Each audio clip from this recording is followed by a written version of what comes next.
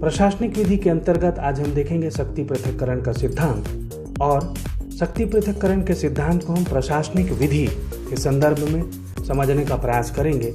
साथ ही हम ये देखेंगे कि आज हम जो पढ़ने वाले हैं उसका प्रयोग हम किस प्रकार के प्रश्नों में कर सकते हैं। तो देखिए कि सबसे पहले जो प्रश्न हो सकता है वो ये है कि शक्ति पृथक्करण का सिद्धांत क्या है, समझाइए। दूसरा प्रश्न ये है कि शक्ति पृथक्करण के सिद्धांत की व्याख्या आप प्रशासनिक विधि के संदर्भ में करिए। अगला प्रश्न ये हो सकता है कि क्या भारत में कार्यकारिणी, विधानमंडल और न्यायपालिका पूर्णतः पृथक हैं? शासन की इन तीनों शाखाओं के कार्यों में परस्पर पारित किस सीमा तक मान्य है, विवेचना कीजिए। भारतीय संविधान में पृथक्करणीय के सिद्धांत को पूर्णतः मान्यता प्रदान नहीं की गई है, किंतु शासन के विभिन्न अंगों के कार्यों में काफी भिन्नता रखी गई है। पृथक्करण का सिद्धांत भारतवर्ष में पूर्णतः लागू नहीं होता है, समझाइए। मॉन्टेस्क्यू की शक्ति पृथक्करण के सिद्धांत को समझाइए तथा भारतीय संविधान के अंतर्गत इसकी समीक्षा कीजिए। तो इसी प्रकार के प्रश्नों का उत्तर जानने का आज हम प्रयास करेंगे। तो चलिए शुरू करते हैं। तो देखिए, शक्ति पृथक्करण के सिद्धांत, meaning of doctrine of separation of power. शक्ति पृथक्करण के सिद्धांत की कल्पना काफी प्राचीन है। अरस्तु को इसका प्रवर्तक कहा जाता है।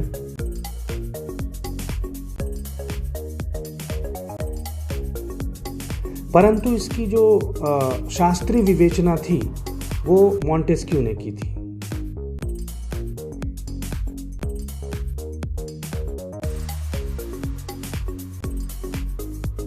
देखिए, प्रसिद्ध दार्शनिक मॉन्टेस्क्यू के मतानुसार 3 प्रकार की शक्तियों का प्रयोग एक व्यक्ति अथवा एक निकाय द्वारा नहीं किया जाना चाहिए। यह सामान्य सा सिद्धांत है इसके पीछे कि यदि अगर ऐसा किया जाता है तो उन शक्तियों के दुरुपयोग होने की संभावना है। तो राज्य की शक्तियों का विभाजन जो है वो 3 प्रकार से होता है। पहला है आपका एग्जीक्यूटिव पावर,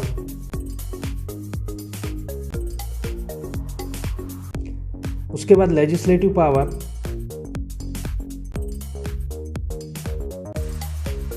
और जुडिशियल पावर।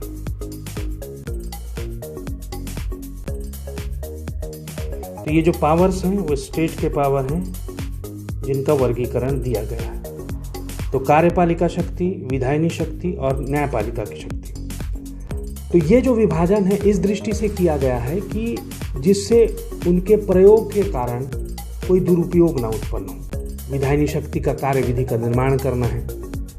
विधायिका को विधि लागू करने का कार्य नहीं करना चाहिए।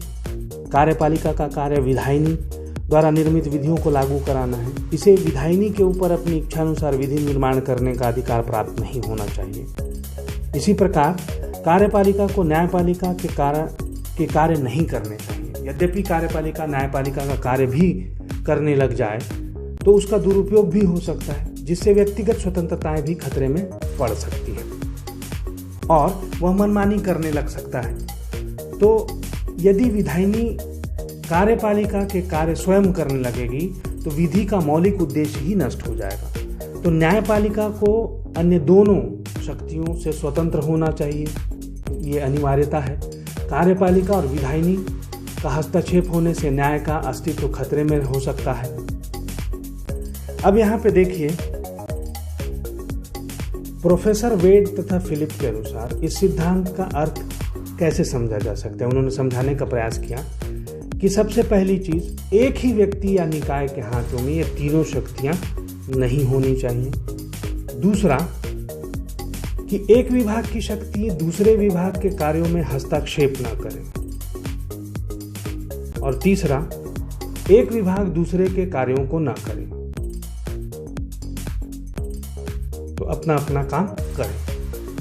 तो देखिए, शक्ति पृथक्करण सिद्धांत का प्रशासनिक विधि में क्या महत्व है ये समझने का प्रयास करते हैं। Importance of doctrine of separation of powers in administrative law. तो जहां तक प्रशासनिक विधि के संदर्भ में इस सिद्धांत के स्थान की समस्या है, इस पर सभी मत एक साथ हैं कि यह सिद्धांत विधि के विरुद्ध है। जैसा कि हम देखते हैं कि प्रशासनिक विधि में प्रशासनिक जो निकाय है वो विधायिनी और न्यायपालिका शक्तियों का भी प्रयोग करता है। यह एक पूर्ण स्थापित तथ्य है कि संसद कार्यपालिका के मतानुसार कार्य करती है, लेकिन साथ ही साथ उसे उसमें सुधार करने का भी अधिकार होता है। इसलिए हम देखते हैं कि प्रत्यायोजित विधि का क्षेत्र काफ़ी विस्तृत हो गया है। वर्तमान समय में प्रशासन निकाय विधायनी कल्प तथा न्यायिक कार्यों को भी करने लगी है। तो किसी विशेष प्रकार के झगड़ों को निपटाने के लिए न्यायाधिकरणों का स्थापना आवश्यक हो गया है।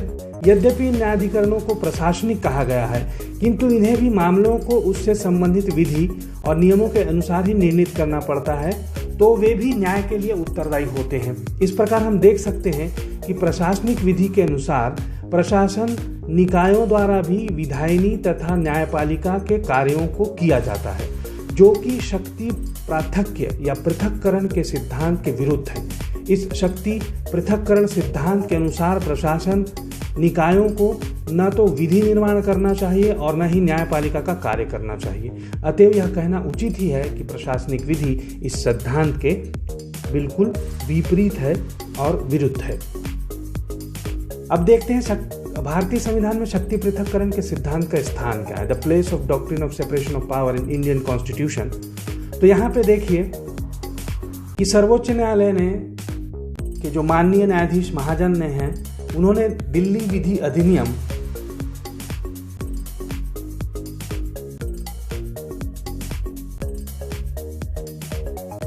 1912 दिल्ली लॉज एक्ट 1912 जो आपका 1951 का केस है के मामले में अपने विचार प्रकट करते हुए कहा था न्यायाधीश महाजन ने कि यह नहीं कहा जा सकता है कि भारत के वर्तमान संविधान में शक्ति पृथक्करण के सिद्धांत का कोई स्थान नहीं है। यह व्यक्तिगत रूप से भिन्न भिन्न निकायों को भिन्न भिन्न शक्तियां प्रदान नहीं करता है।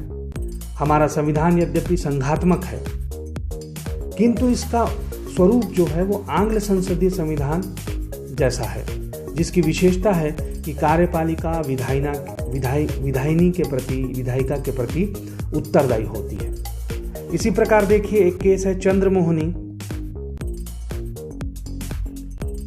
वर्सेस उत्तर प्रदेश का केस 1955 का। में उच्चतम न्यायालय ने अभी निर्धारित किया कि हमारा जो संविधान है वो कठोर अर्थों में शक्ति पृथक्करण के सिद्धांत को स्वीकार नहीं करता है, फिर भी राज्यों में एक स्वतंत्र न्यायपालिका का प्रावधान तो है ही।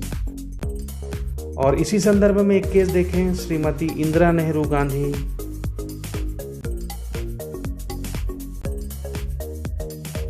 वर्सेस राजनारायण सिंह 1975 का केस। इसमें उच्चतम न्यायालय ने कहा कि हमारे संविधान में मूलाधिकार स्वरूप तीनों अंगों अर्थात कार्यकारिणी, विधानमंडल एवं न्यायपालिका द्वारा निर्मित किया गया है। तो इनमें से प्रत्येक के माध्यम द्वारा जनता की संप्रभुत्व इच्छा का अभिव्यक्तिकरण होता है, किसी एक के माध्यम से नहीं। इन तीनों अंगों का कार्य एक कोई दूसरा नहीं कर सकता है। प्रजातंत्रीय प्रणाली पर आधारित संस्कार जैसा कि हमारे संविधान में अपनाया गया है, उसकी यह आधारभूत विशेषता है शक्ति पृथक्करण का सिद्धांत। अब हम इन सब बातों को देखने को अगर ध्यान में रखें तो इस निष्कर्ष पर पहुंच सकते हैं कि यद्यपि इन तीनों विभागों का पूर्ण पृथक्करण संभव नहीं है, किंतु इसका अर्थ ये नहीं है कि एक विभाग दूसरे विभागों के कार्यों में हस्तक्षेप करे अथवा एक दूसरे को आश्रित बना ले।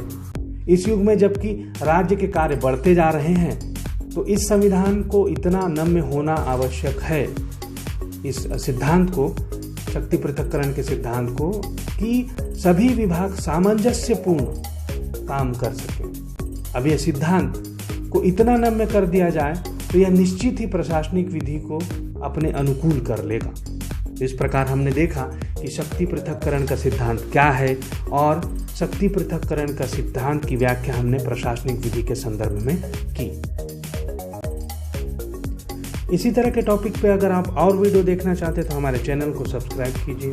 अगर ये वीडियो आपको अच्छी लगी हो तो इसे लाइक करिए।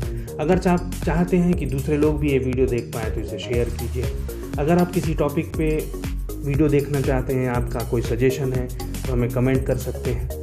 और इसी टॉपिक पर डिटेल्ड वीडियो देखने के लिए आप हमारे चैनल को ज्वाइन कर सकते हैं।